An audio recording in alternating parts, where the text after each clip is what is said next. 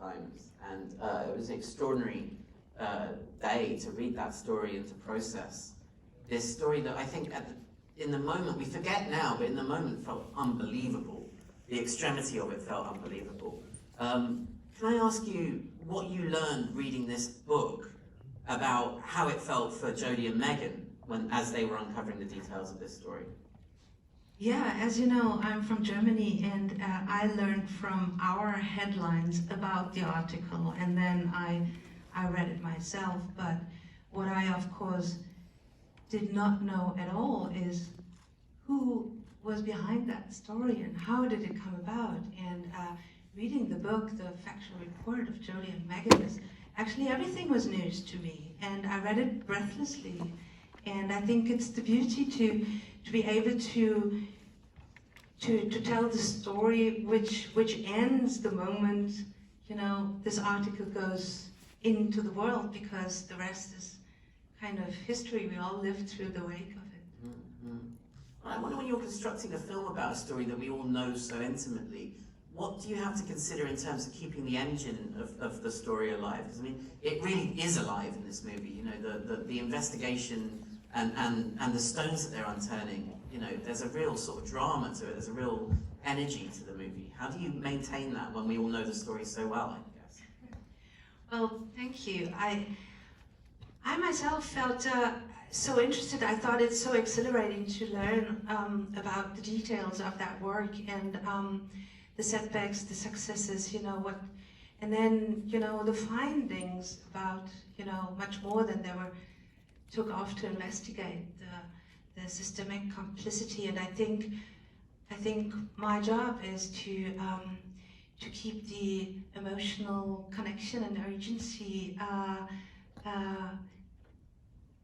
vital and alive between, you know, us, to understand why is that so important now? Why is that telephone call so important? So I think that's a director's work to access the needs and the wants of the characters and the protagonists. Well, and so much of, I think, why the film is affecting is you get a sense of how the story affected Megan and Jodie. For you, Carey and Zoe, I wonder what you made of the journey that they've been on, and how they maintain that resolve to get all the way through. Because I mean, as I said in the intro, people had heard details of this before, but none of them could ever get it across the finish line. And that's such an extraordinary achievement that they got to. Zoe and I've been taking turns a lot. Yeah, I think you're right. I mean, lots of capable journalists had, you know, tried to get the story, and I think that's what's so exciting about the film. Again, when I read the article, the first article that came out, I was shocked, and it felt sort of seismic, but I didn't think about who had written it. And I think reading the book and then, you know, reading the script and sort of getting into what they kind of had discovered, and the huge amount of information they had that they couldn't run. I think what's great about the film is that you're seeing not just the investigation, which is laid out in the book, but also Rebecca Lenkovitz, our screenwriter, worked with Jodie and Megan to see their personal lives, to see what they were dealing with at home, what they had been looking at before this. So Megan was investigating Trump for a long time, and ultimately that had sort of felt like it hadn't worked out. You know, he still was the president. So I think you're seeing where they're coming from, and you're seeing their home lives. They're both mothers of girls. There's a lot of stuff that sort of, and I think what I love is, you know, this is a document of these two incredible women who did this sort of had this historic achievement, you know, this group of incredible, courageous women, but what is it that made this kind of unique connection between these two women that meant that they were the ones that could do it? And I think that's what the film shows, and that they're just extraordinary journalists, very skilled, been doing it a long time, and their combination of the two of them got it over the line. Well, I mean, Zoe, given that I argued there that Woodward and Bernstein of the modern era, you know, for getting this story across the line, it surprises me, you know, that the film tells us they didn't really know each other before they teamed up on this story. I wonder, from your perspective, what did you make of the differences between Megan and Jodie, and why do you think they bonded so well and were able to get across the line with the story?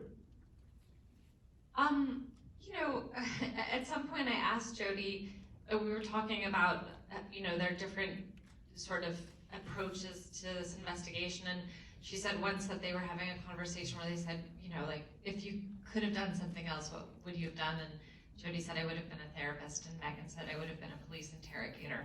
And so I think you sort of see that dichotomy on screen, but honestly, I think there's something really compelling about showing a workplace partnership between women on screen. I think I mean, Jodie asked me, like, what other films show that, put that at the center of the movie, and I thought, like, oh, A League of Their Own.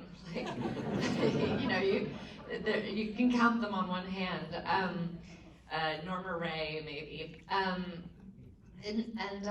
That was just so exciting to me, particularly because we were all in partnership making this, and so it felt like there was like just a sort of like cadre of women linking arms and coming together to put this story on screen. Mm.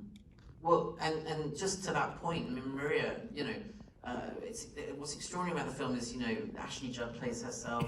She's such an incredibly impressive person, and she has this calmness about her and something very decisive. And the moment we met in Berlin and had a cup of coffee, and at the end of the meeting she said, so we're going to do this together, right? And I said, yeah, I'll be so honored. And that was basically it. And she, of course, also oversaw, you know, her story. She put it in her own words, and I explained to her you know, how I would like to film the scene, and furthermore, that was her stage, and it was a very beautiful, concentrated day. We did a couple of takes, but generally, you know, since we had multiple people on set who were survivors, I think we all felt a specific sensitivity to that, and yeah. I think the film handles that so beautifully.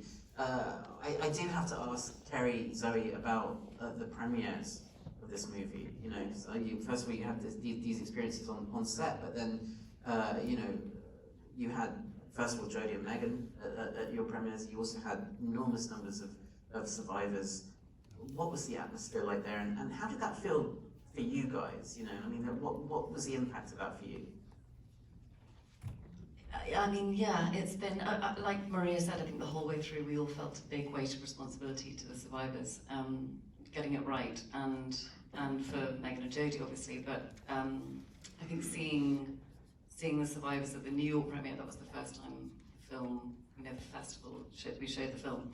And when Megan and Jodie walked on stage, it was like Bruce Springsteen had walked on stage. Everyone went sort of crazy, and it was amazing. And then Ashley came on, and no one knew she hadn't walked the carpet beforehand. No one knew she was there, and it was just, I mean, everyone was on their feet. There was lots of tears. It was unbelievably kind of emotional for everyone, and there were multiple survivors in the room who Maria sort of referenced, and they stood up. And I think just seeing, you know, we just owe such an enormous debt of gratitude to these incredible women, you know, women who went on the record in that initial investigation or not. Just the fact that they contributed to this is, I think that's what we hope with the film, is that, you know, this really is a sort of testimony to their courage, you know, that has really just deserves a moment for us all to say, actually, the world would look pretty different if it weren't for these women, and thank you. And felt like we had that moment in New York, and then we had it with London with Zelda Perkins and Laura Madden and Rowena, and, you know, so we've just been, yeah, it's been a privilege. I just go back to the thing that Megan told Jodie. Jodie called Megan and asked her, like, how do you approach survivors? How do you get them to talk to you? And she said, you know, my approach has been to say, I can't change what happened to you, but maybe together we can change what happens in the future. And I think that's sort of our aim with this movie too, in a lot of ways. You know, I've had friends see the movie and say, like, these women had their lives sort of altered, the course of their lives altered by the actions of this one man, and there are so many of them. And like, what did we miss out on by not hearing those voices, and by, you know, what would have those women's lives looked like, or what would have, how would the world be different if this man hadn't done this over and over again, and the system supported him in doing it. And I'm really hoping that our movie adds to the conversation that helps change our culture to support those voices in the